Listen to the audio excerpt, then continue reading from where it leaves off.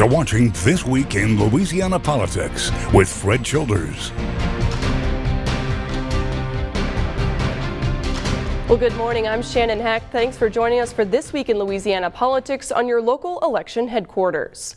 Just a few years after major criminal justice reform took place, some in the legislature are trying to undo it. One state senator wants to make sure that 17-year-olds are tried as adults. Rachel Riley brings us the latest on the bill. Passed in committee today and expected to hit the House floor is a bill that would hold 17-year-olds accused of violent crimes in adult facilities pre-trial. 40% chance didn't do it, and you're sticking him in a cell with a convicted rapist. There's a lot of tension regarding Senator Stuart Cathy's bill concerning troubled teens, which passed to the House floor in a 6-5 vote. If they're charged with a crime of violence, they will be booked into an adult facility where they will then have a continued custody hearing within 24 hours. During the trial, the teen could be transferred back to the juvenile center. Addressing a serious issue that we have in the state, and that is the crimes that are committed, the violent crimes committed by 17-year-olds. Over 80% is the data I got of people that look like me, right? Right. Youth advocates also mentioned the state could lose federal money if this bill passes. We are violating the federal law that says that kids who are charged with delinquent offenses cannot be held in adult jails. I've had clients assaulted physically, sexually, extorted by adults. Former youth prison inmates say this bill would do more harm than good. If we can't protect adult offenders in facilities, what would make any of us think that we could protect the most vulnerable? We will eventually return to society. For once we return, it starts at the beginning. The bill is expected to hit the House floor in the next few weeks. From the Capitol, Rachel Riley, NBC Local 33 News. And for the second year in a row, one bill working through the legislature would do away with required training and permits for concealed carry. State Representative Danny McCormick says this bill removes the government tax and red tape that stands between law-abiding citizens and their Second Amendment rights. Others say this will only create more people who don't have the basic understanding of how to operate them and when to use them.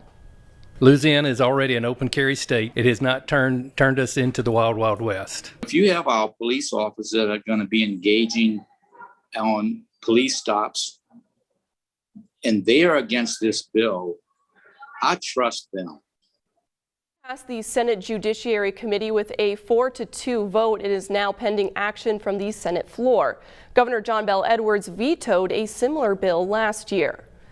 And a former state police boss avoided contempt charges from the legislature after making a deal to hand over journals that could have critical information about the Ronald Greene case. I sat in on the debate between the former superintendent's lawyer and legislators. After former Louisiana State Police Superintendent Colonel Kevin Reeves refused to give up 3 journals he kept in months after Ronald Greene died, the legislature moved to hold him in contempt. The special committee investigating the death of Greene believes there is important information about who knew what and when, and why some actions were not taken sooner, such as administrative leave for troopers involved in the case. There can be no doubt that those records are critical to this investigation. Reeves' lawyer gave up only 11 pages of the journals. He gave multiple reasons why, first saying the committee didn't have the power to subpoena it, then said they don't have to comply, and then said they did comply, giving only what he says is relevant to Ronald Greene. He may have notes and documents that he doesn't realize is even important to us, because he may not realize what somebody was telling him or what was being observed. After lengthy debate of if the journals are public record or if the committee even needs them to be public, an offer was made to take the journals under seal. That way, only legislators will get to see them in a protected office. Colonel Reeves could have just said, I'm not going to give you anything. And if you want to try to get it, sue me. Under supervision, the journals will be redacted to take out personal financial information that Reeves wrote in it, and the rest will be reviewed by the committee. And following the death of Ronald Greene and the series of investigations into state police, the legislature wants more control. A bill by State Senator Cleo Fields would require the Senate to confirm anyone appointed by the governor to the State Police Commission. The commission oversees the administration of the state police, including hiring and personnel activity. The governor's choices are selected by the leading private universities in the state. I would say it's a board of this magnitude should have confirmation. I mean, we confirm Supreme Court justices. I mean, there's no reason to not confirm State Police and Civil Service Commission. Field says Louisiana is one of the few states that does not have a Senate confirmation process for the police commission. If passed, the bill will go to a vote of the people this November. Multiple Louisiana Native American tribes took to the Capitol this week in hopes of getting state recognition, but they were met with the same roadblocks that they've been facing for years. I talked with tribal leaders about why this recognition is so important.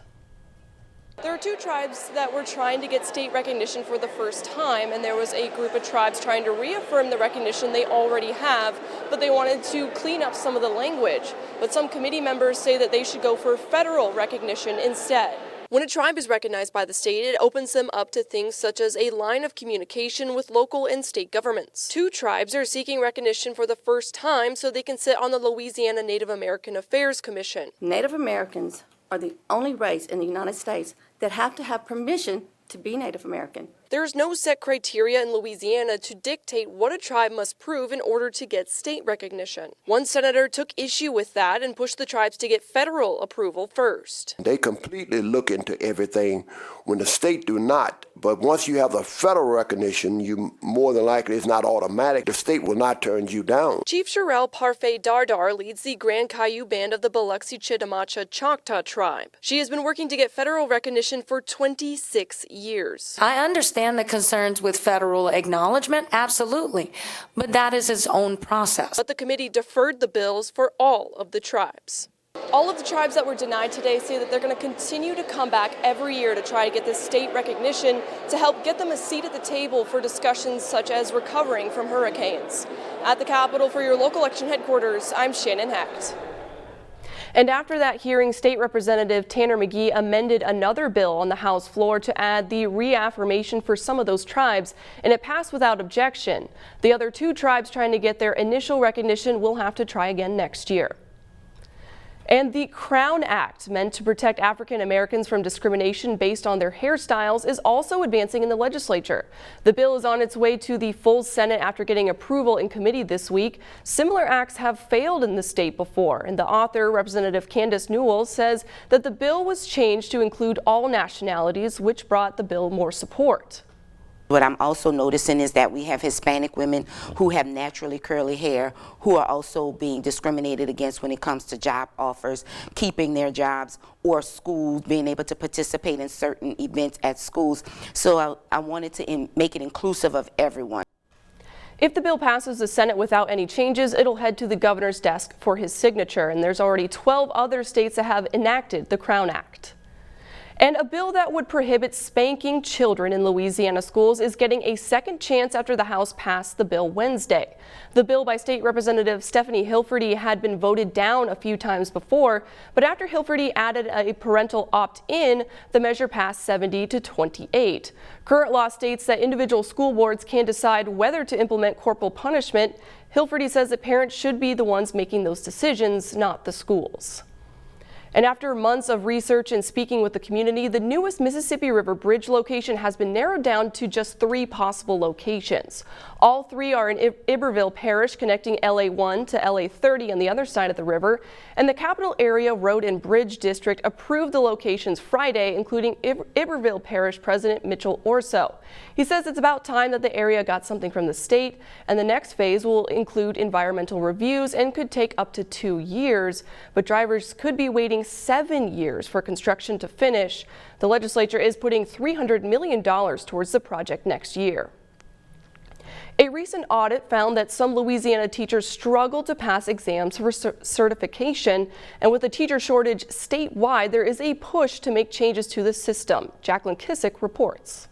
It's a known problem that teacher shortages are a major concern in Baton Rouge and across the nation. Because of teacher pay, number one, and testing. Jaleese Jones, who's an advocate for Baton Rouge education, says a lot of teachers are not able to pass tests when it comes to certain levels of certifications. So you have praxis and all these other exams that are required to teach, well, if I've taken an exam 3 or 4 times and I still can't pass it, then I'm just going to give up. A recent study from the Louisiana Legislative Auditor shows there is room for improvement. The state needs to look at alternate ways to certify teachers. The study also shows teachers in schools serving more economically disadvantaged students are less likely to be certified and have fewer years of experience. That's, 30% of the teachers, but it's over 60% of teachers in those schools that actually teach without any type of certification. Jones says it's hard finding teachers who truly love education and want to teach no matter the economic level. As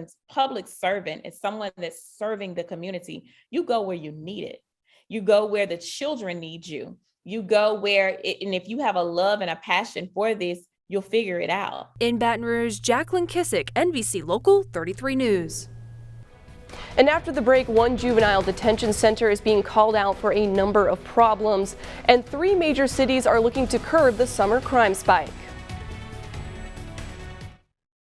This is your local election headquarters. After several recent escapes from the Bridge City Center for Youth, a former supervisor there has a lot to say about it. She says the lockup is out of control, and she alleges that the staff enables the inmates to break out. Anna McAllister has the story. Over the last 6 months, at least 9 inmates at the Bridge City Center for Youth have escaped the facility. I knew the escapes was going to occur. Like I said, I brought it to their attention, and I was ignored, and I felt like I'm useless here. A former supervisor who wishes to remain anonymous says the facility is out of control and says the staff is a big part of the problem. It's not safe. They need to hire the proper and the trained individuals to come in there. She says she's witnessed several staff members develop inappropriate relationships with the youth inmates at the facility. They fraternize with them, they laugh with them, the youth sat on their lap, the youth hugged them, the youth kissed them. Love letters was being passed out, phone numbers. The former supervisor says it's through these relationships that the inmates get the information and the tools they need to escape. They tell them all the calls, the codes. They let them hear the radio. They give them the radio. They let them listen to the communication. She also says that staff members would often smuggle illegal contraband into the facility for the inmates. Vape pipes, cigarette lighters, cigarettes, weed, marijuana, pills. Despite repeatedly reporting the misconduct she witnessed to upper management, the former supervisor says her concerns fell on deaf ears. I felt like something should have been taken care of when I spoke. And if I spoke up, how many other workers or staff members spoke up and they ignored them? What is going to take for them to do their job? Anna McAllister, WGNO News. Now that kids are out of school, Baton Rouge is bracing for the summer crime spike, but a report from BRPD shows that public safety programs are working. The city parish will launch the new program Summer of Hope in late June. It's a community initiative to make sure children stay away from trouble while out of school. Chief Murphy Paul says that more kids are committing violent crimes, and this initiative will put community leaders into high crime neighborhoods. City leaders say that they will also host community events to help teenagers find summer jobs. Working to pull together families that have been impacted by violence, people who have been victims of violence, because we know that there may be a potential to retaliate, and also referrals from some diversion programs. The program launches next month. And in New Orleans, city leaders are also trying to get ahead of that summer crime spike, and residents gathered to discuss solution in District E's crime problem.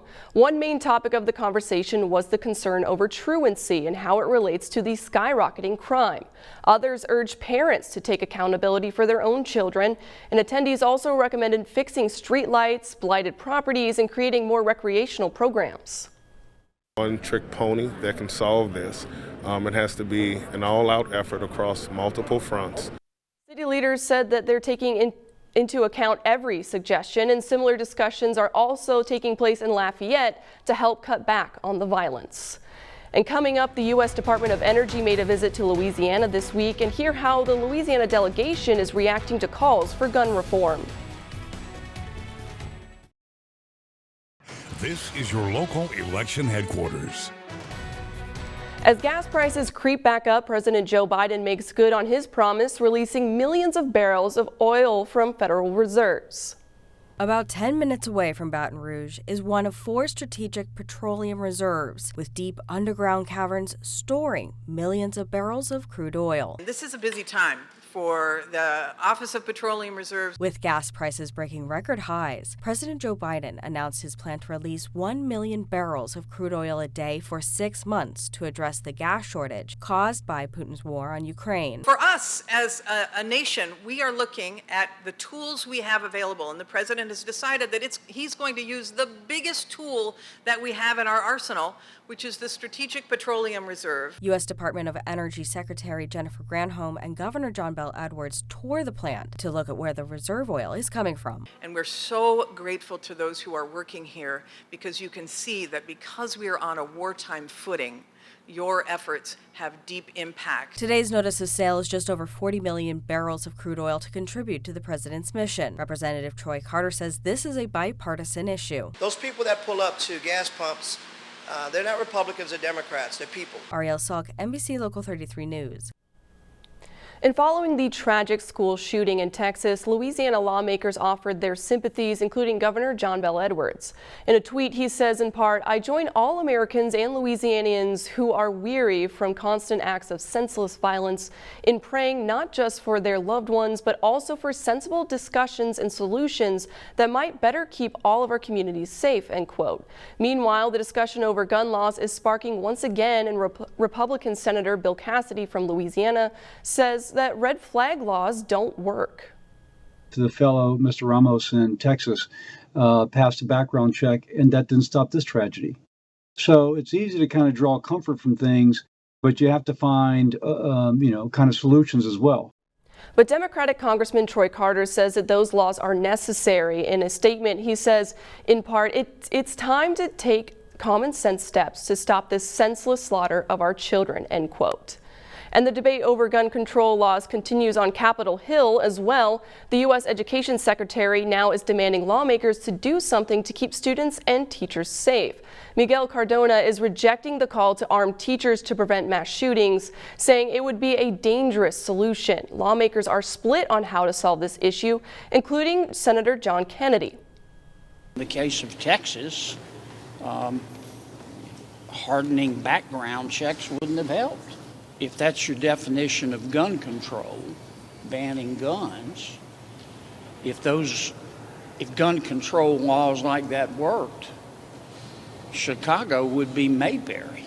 Senate Majority Leader Chuck Schumer told the Senate to prepare to vote on gun control legislation when they return from the Memorial Day recess. And up next, we'll have a look at the week ahead on your local election headquarters.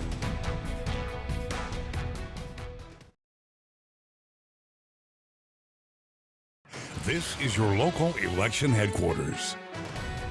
Looking ahead to the coming week, there will be no Baton Rouge Press Club tomorrow due to the Memorial Day holiday. The special committee investigating the death of Ronald Greene will be meeting on Wednesday to go over the latest findings from the journals from Colonel Kevin Reeves. On Friday, the Joint Legislative Committee on the Budget will meet to review the recently passed budget for the next fiscal year. Then we are just a couple days away from the end of the legislative session. Thank you for joining us for This Week in Louisiana Politics. I'm Shannon Hecht. Stay safe and stay informed.